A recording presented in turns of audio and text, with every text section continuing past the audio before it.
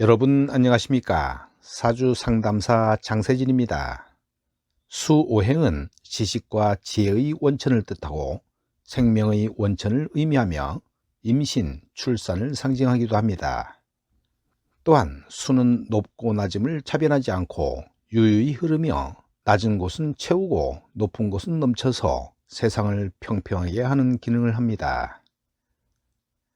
수는 응집되고 수렴하는 기운이며 다른 것과 차별이 되는 것인데요. 겉으로 보면 보이지 않으므로 신비로운 것입니다. 이러한 수오행이 많고 적음의 특징이 있는데요. 오늘의 영상은 수오행이 과다한 사주에 대해서 살펴보겠습니다.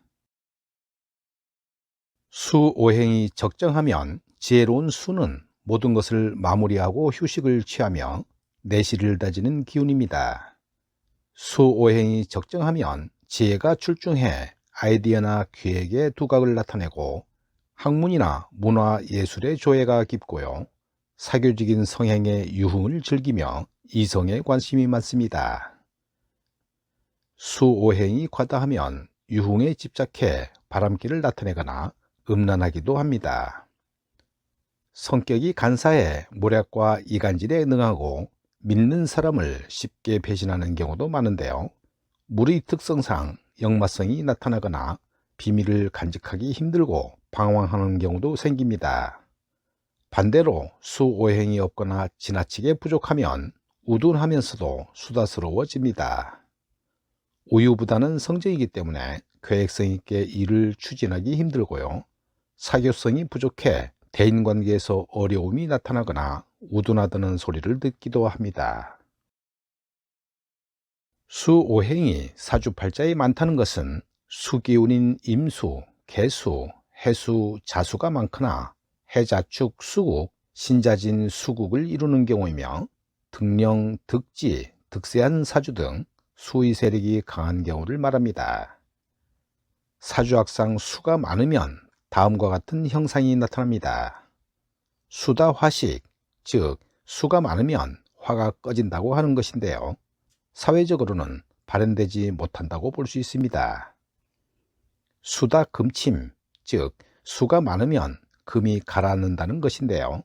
현실적이지 못하고 일관성이 떨어지는 것으로 봅니다. 수다목부, 즉 수가 많으면 나무가 물에 뜨는 형상인데요. 안정되지 못하고 근본이 닫힌다는 것입니다. 수다토류, 즉 수가 많으면 토가 떠내려간다는 것인데요. 이럴 때 운에서 토가 들어오면 직장이나 남자에게 문제가 생기기 쉽고요. 남편이 수다토류가 되면 익사 등 수액을 겪을 수도 있습니다. 수다범람, 즉 수가 많으면 수가 넘쳐서 해일이 생길 수도 있는데요. 자만으로 자멸하기도 하고 사람으로 인해 피해가 생겨날 수도 있습니다. 이렇게 꺼지거나 가라앉거나 물에 뜨거나 물에 떠내려가는 대상은 무엇일까요?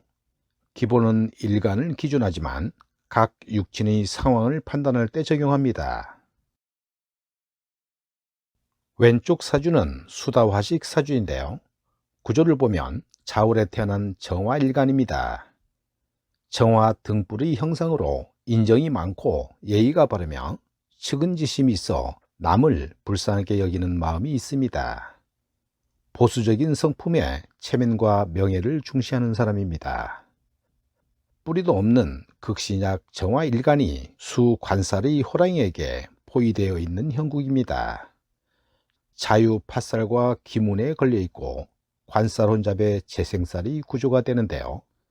운에서 칠살을 만나면 일간에게 해를 끼치게 됩니다. 오른쪽 사주는 초겨울 해월에 태어난 갑인일주로 수다목보의 형국입니다. 해월에 태어난 갑목인데요. 물이 많은 경우에 해당합니다. 세상을 떠도는 인생인 부평초와 같다고 비유합니다. 수다목부되어 인성이 필요 이상으로 많으면 문제가 발생하게 됩니다. 운에서 나무가 와서 목을 설기시키거나 토가 물을 막아주면 좋지만 그렇지 못하고 또다시 수가 오면 수다목부 현상으로 인해 갑목이 온전할 수가 없습니다. 왼쪽 사주는 해월에 태어난 경신일주로 수다금침의 형국인데요. 경신일생이 신약하고 지지에 물이 많아 금이 물속에 가라앉는 형상입니다. 경금의 입장에서 본다면 수의 지나친 설기는 식상이 필요 이상으로 많아 문제가 발생하게 됩니다. 경자운에 금생수, 신자 수국이 되어 수다금침으로 사망한 명조입니다. 오른쪽 사주는 축월에 태어난 기토일간으로 수다토류 사주입니다. 수기운과 음의 기운이 강한 형상인데요. 궁합을 볼 때 이런 사주를 내놓으면 10중 8구 불가라고 할 것이고요. 운에서 수기운을 만나면 수다토류의 현상을 염려하고 걱정해야 됩니다.